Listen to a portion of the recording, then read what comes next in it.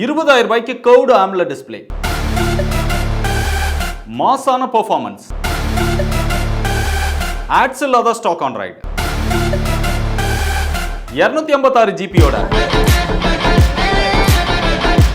ஒரு இந்தியன் பிராண்டோட மொபைலுக்கு இவ்வளோ ரெஸ்பான்ஸா? லாவா அக்னி 2 5Gயோட ரிவ்யூ எங்க அப்படின்னு சொல்லி எக்கச்சக்கமான பேர் கேட்டுட்டே இருந்தீங்க. அவங்களுக்காக ஃபைனலா வாங்கியாச்சு. மொபைலோட பில்ட் அண்ட் டிசைன் அப்படின்னு பார்த்தா டிசைன் வந்து அந்த கலர்ஸ் வந்து நல்லா இருக்கு. கீழே லாவாவோட பிராண்டிங் கொடுத்துருக்காங்க. பட் இந்த கேமராவோட டிசைன் பார்க்கும்போது எனக்கு பர்சனலாக பிடிக்கல, எங்கள் ஆஃபீஸ்லுமே யாருக்குமே பிடிக்கல. ஒருவேளை உங்களுக்கு பிடிச்சிருந்தது அப்படின்னா கமெண்ட்ல சொல்லுங்க. ரியலில் வந்து மேட் ஃபினிஷோட ஒரு கிளாஸ் பேக் கொடுத்துருக்கதா நிறைய பேர் சொல்றாங்க. பட் எனக்கு பார்க்குறதுக்கு ஒரு பிளாஸ்டிக் பேக் மாதிரி தான் தெரியுது. ஒருவேளை கிளாஸ் பேக் அப்படின்னு கன்ஃபார்ம் பண்ணாங்கன்னா கமெண்ட்ல சொல்லுங்க, நானும் தெரிஞ்சுக்கிறேன். அது போக இங்கே ஃப்ரேம் வந்து பிளாஸ்டிக் தான் கொடுத்துருக்காங்க. ஃப்ரண்ட்ல கிளாஸ் அப்படின்னு பார்த்தாலுமே இங்கே ஸ்காட் சென்சேஷன் அப்படிங்கிற ஒரு கிளாஸ் கொடுத்துருக்காங்க. கொரில்லா கிளாஸோட ப்ரொடக்ஷன் கிடையாது. இதோட வெயிட் அப்படின்னு பார்த்தா 202 கிராம் இருக்கு. திக்னஸ் 8.75 mm கொடுத்துருக்காங்க. கையில பிடிச்சி யூஸ் பண்றதுக்கு நல்லா இருக்குது. இந்த மொபைலோட ஹைலைட்டே கம்மியான பிரைஸ் செக்மெண்ட்க்கு கர்வ்டு 10-bit AMOLED டிஸ்ப்ளே கொடுத்துருக்காங்க. அது போக இதுல 120 Hz ரெஃப்ரெஷ் ரேட் இருக்கு, HDR10+ சப்போர்ட் இருக்கு, வைட் ஒன் எலோன் சப்போர்ட்டும் இருக்கு. இங்க பீக் பிரைட்னஸ் 950 nits கொடுத்துருக்காங்க. ஆல்ரெடி கம்மியான பிரைஸ் செக்மெண்ட்ல கர்வ்டு டிஸ்ப்ளே அப்படின்னு போனா ரியல்மியோட மொபைல்ல தான் இருக்கு. அதை விட இந்த டிஸ்ப்ளே பிரைட்டரா இருக்கு. இது யூஸ் பண்றதுக்கு நல்லா இருக்கு, டச் ரெஸ்பான்ஸும் நல்லா இருக்கு. அவுட்டோர்ல பார்க்கும்போது நல்ல பிரைட்டரான டிஸ்ப்ளேவா இருக்கு. வியூவிங் எக்ஸ்பீரியன்ஸ், அந்த கலர்ஸ் இதெல்லாமே ரொம்பவே சூப்பரா இருக்குது. லாவா அப்படினாலே எப்பவுமே கிளீனான ஸ்டாக் ஆண்ட்ராய்டு கொடுப்பாங்க. அதே மாதிரி இந்த மொபைல்லையுமே கொடுத்திருக்காங்க. எந்த ஒரு ப்ளூடூத்மே இல்லாத கிளீனான ஸ்டாக் ஆண்ட்ராய்டோட out of the box Android 13 கொடுத்திருக்காங்க. இங்க ப்ளூடூத் அப்படின்னு பார்த்தா ரெண்டு ஆப் கொடுத்திருக்காங்க. அது ரெண்டுமே லாவாவோட ஆப் தான். அது தவிர்த்து வேற எதுவுமே பெருசா இல்ல. மத்தது எல்லாமே நாங்க இன்ஸ்டால் பண்ணதுதான். அதே மாதிரி இந்த பிரைஸ் செக்மெண்ட்ல இருக்கக்கூடிய பெரும்பாலான மத்த பிராண்ட்ஸோட மொபைல்ஸ் அப்படின்னு பார்த்தா எல்லாத்துலயுமே அந்த ஆட்ஸ், தேவையில்லாத புஷ் நோட்டிபிகேஷன்ஸ், இதை இன்ஸ்டால் பண்ணுங்க, அதை இன்ஸ்டால் பண்ணுங்கன்னு ஏகப்பட்ட ரெக்கமெண்டேஷன் இதெல்லாமே வரும். பட் அதெல்லாமே இந்த மொபைல்ல கிடையாது. சோ இதெல்லாம் இல்லாம ஒரு கிளீனான சாஃப்ட்வேர் எக்ஸ்பீரியன்ஸ் இந்த மொபைல்ல கிடைக்குது. இது போக அப்டேட் அப்படின்னு பார்த்தாலுமே 2 OS அப்டேட் கொடுப்போம் அப்படின்னு சொல்லியிருக்காங்க. ஆண்ட்ராய்டு 14, ஆண்ட்ராய்டு 15 இது ரெண்டுமே கிடைக்கும். 3 வருஷத்துக்கான செக்யூரிட்டி பேட்ச் அப்டேட்டும் கொடுப்போம் அப்படிங்கறத பிராண்ட் வந்து கன்ஃபார்ம் பண்ணியிருக்காங்க. சோ சாஃப்ட்வேர் எக்ஸ்பீரியன்ஸை பொறுத்தவரைக்கும் இந்தியன் பிராண்ட் செம சூப்பரா பண்ணியிருக்காங்க. இதோட பெர்ஃபார்மன்ஸ் அப்படின்னு பார்த்தா இங்க MediaTek Dimensity 7050 அப்படிங்கிற ஒரு புது ப்ராசஸர் கொடுத்திருக்காங்க. ப்ராசஸர் புதுசு கிடையாது, நேம் மட்டும் தான் புதுசு. ஆல்ரெடி MediaTek Dimensity 1080 அப்படிங்கிற ஒரு ப்ராசஸர் இருந்தது. அந்த ப்ராசஸரை அப்படியே ரீநேம் பண்ணிட்டாங்க MediaTek. இந்த ப்ராசஸர் பத்தி ஆல்ரெடி நம்ம நிறைய மொபைல்ஸ்ல பார்த்திருக்கோம். இதுல கேமிங் பெர்ஃபார்மன்ஸ் நல்லா இருக்கும். இந்த மொபைலுமே நம்ம கேம் ப்ளே பண்ணும்போது மீடியம் கிராபிக்ஸ்ல ரொம்பவே நல்லா ப்ளே பண்ணிக்க முடியுது. ஃப்ரேம் டிராப், லாகிங் இந்த மாதிரி எந்த ஒரு இஷ்யூமே இல்ல. ஹையர் எண்ட் கேம்ஸ் எல்லாமே நல்லாவே ஹேண்டில் பண்ணுது. அது போக இதுல ஹீட்டிங் இஷ்யூ அப்படின்னு பார்த்தாலுமே இங்க வேப்பர் சேம்பர் கூலிங் சிஸ்டம் இதெல்லாம் கொடுத்திருக்காங்க. அதனால பெருசா ஹீட்டிங் இஷ்யூ அப்படிங்கிற மாதிரி இந்த மொபைல்ல இல்ல. பட் ஹெவியா யூஸ் பண்ணும்போது அந்த வார்ம் வந்து நல்லாவே தெரியுது கையில பிடிக்கும் போது. இதோட ஆண்ட்ராய்டு ஸ்கோர் அப்படின்னு பார்த்தா 5,15,000 வருது. அப்படியே இங்க கேமராவுக்கு போனோம் அப்படின்னா அதாங்க நமக்கு பிடிக்காத டிசைன். அந்த டிசைனுக்குள்ள 4 கேமரா வச்சிருக்காங்க. பிரைமரி சென்சாரா 50 மெகாபிக்சல் இருக்கு. பட் இந்த பிரைஸ் செக்மெண்ட்க்கு OIS சப்போர்ட்டும் கொடுத்திருந்திருக்கலாம். பட் இதுல கொடுக்கல.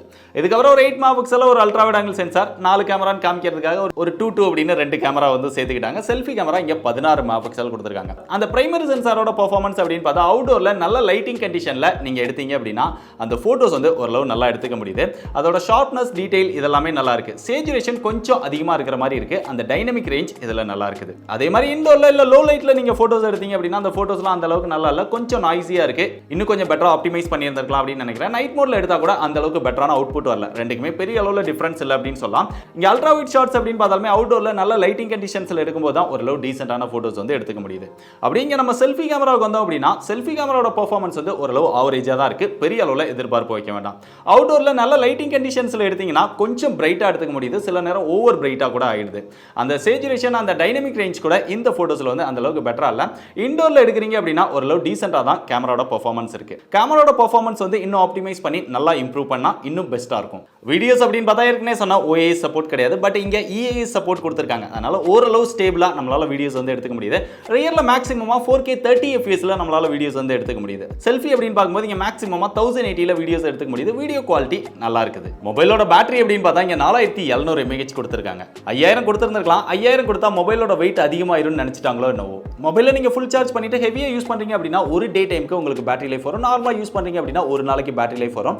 அது போக இங்க ஃபாஸ்ட் சார்ஜிங் சப்போர்ட் அப்படின்னு பார்த்தாலுமே 66 வாட் கொடுத்திருக்காங்க. அதை யூஸ் பண்ணி சார்ஜ் பண்ணும்போது 0 to 50% 16 நிமிஷத்துல சார்ஜ் பண்ணிட முடியும் அப்படின்னு பிராண்ட் வந்து கிளைம் பண்றாங்க. அதை உங்களுக்கு டெஸ்ட் பண்ணி சொல்லணும் அப்படின்னு நினைச்சீங்கன்னா கீழே கமெண்ட் பண்ணுங்க. நிறைய கமெண்ட் வந்தா எவ்வளவு நேரத்துல மொபைலோட பேட்டரி ஃபுல் ஆகுது அப்படிங்கறத இன்னொரு வீடியோல டீடைல்டா பார்ப்போம். மொபைலோட பிளேஸ்மென்ட் வந்தா டாப்ல செகண்டரி நாய்ஸ் கேன்சலேஷன் மைக் கொடுத்திருக்காங்க. லெஃப்ட் சைடுல எதுவுமே கொடுக்கல. பாட்டம்ல வந்தா இங்க சிம் ஸ்லாட் கொடுத்திருக்காங்க. அதை ஓபன் பண்ணா டுயல் சிம் மட்டும் தான், SD கார்டு ஸ்லாட் கிடையாது. SD கார்டு ஸ்லாட் தேவையில்லை, ஏன்னா 256 GB ஸ்டோரேஜ் இருக்கிறதுனால. அது போக ரெண்டு சிம்மே 5G சப்போர்ட் பண்ணும். இது ஒரு 5G மொபைல். 13 5G பேண்ட் வந்து இந்த மொபைல்ல கொடுத்திருக்காங்க. அப்படியே இங்க பார்த்தா ஒரு மைக் கொடுத்திருக்காங்க, டைப் சி சார்ஜிங் போர்ட் கொடுத்திருக்காங்க, ஸ்பீக்கர் கொடுத்திருக்காங்க. இதுல சிங்கிள் ஸ்பீக்கர் தான். அதோட எக்ஸ்பீரியன்ஸ் ஓரளவு டீசென்ட்டா தான் இருக்கு. டுயல் ஸ்டீரியோ ஸ்பீக்கர் கொடுத்திருந்திருக்கலாம், பட் அதையுமே இங்க கட் பண்ணிட்டாங்க. ரைட் சைடுல வந்து அப்படின்னா வால்யூம் அப் டவுன் பட்டன் இருக்கு, கீழே பவர் பட்டன் இருக்கு. Fingerprint sensor, under display fingerprint சென்சாரா கொடுத்துட்டாங்க. அதுவுமே ரொம்ப ஃபாஸ்டா அக்யூரேட்டா ஒர்க் பண்ணுது. பட் இந்த மொபைல்ல ஒன்னு மிஸ் ஆகுது. என்ன? 3.5mm ஜாக் மிஸ் ஆகுது. இந்த பிரைஸ் செக்மென்ட்க்கு அதையும் கவர் பண்ணி இருந்திருக்கலாம். பட் நிறைய பேர் வயர்டு ஹெட்ஃபோன் யூஸ் பண்ணோம் அப்படின்னா அதுக்குமே கன்வெர்ட்டர் வந்து பாக்ஸ்குள்ள கொடுத்துட்டாங்க. 3.5mm to type C converter பாக்ஸ்குள்ள இருக்குது. அது போக பாக்ஸ் கண்டென்ட் அப்படின்னு பார்த்தாலுமே மொபைல் போக ஒரு TPU கேஸ் கொடுத்துருக்காங்க, யூசர் மேனுவல், வாரண்டி கார்டு இதெல்லாமே கொடுத்துருக்காங்க.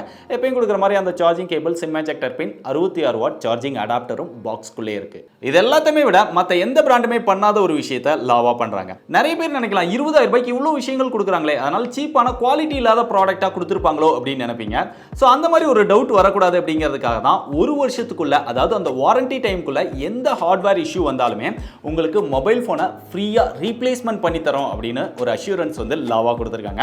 இது வரைக்கும் எந்த பிராண்டுமே கொடுத்தது கிடையாது. பட் இந்தியன் பிராண்ட் டிஃப்ரெண்டா ட்ரை பண்றாங்க. அதனால ஹார்ட்வேர் இஷ்யூ வாரண்டி டைம்ல வந்தாலும் பெருசா ப்ராப்ளம் இல்லைன்னு நினைக்கிறேன். கடைசி அதோட பிரைஸ் அப்படின்னு பார்த்தா இதுல ஒரே ஒரு வேரியன்ட் தான் லான்ச் பண்ணிருக்காங்க. 8GB RAM 256GB ஸ்டோரேஜ் இருக்குது. 22,000 ரூபாய் பிரைஸுக்கு முன்னாடி சேல் பண்றாங்க. பட் நீங்க கார்டு ஆஃபரோட வாங்குனீங்க அப்படின்னா 20,000 ரூபாய்க்கு வாங்கிக்க முடியும். ஆல்ரெடி ஃபர்ஸ்ட் சேல் வந்து முடிஞ்சு போச்சு. ஃபர்ஸ்ட் சேல்லுமே நிறைய பேரால இந்த மொபைல் போன் வந்து வாங்கவே முடியல. அந்த அளவுக்கு ரொம்ப வேகமா வித்து தீர்ந்துருச்சு. ஒரு காலத்துல ரெட்மி மொபைல் தான் இந்த மாதிரி வித்துட்டு இருந்தது, பட் இப்போ கிடையாது. பட் அந்த அளவுக்கு இந்தியன் பிராண்டான லாவா மாறி இருக்காங்க.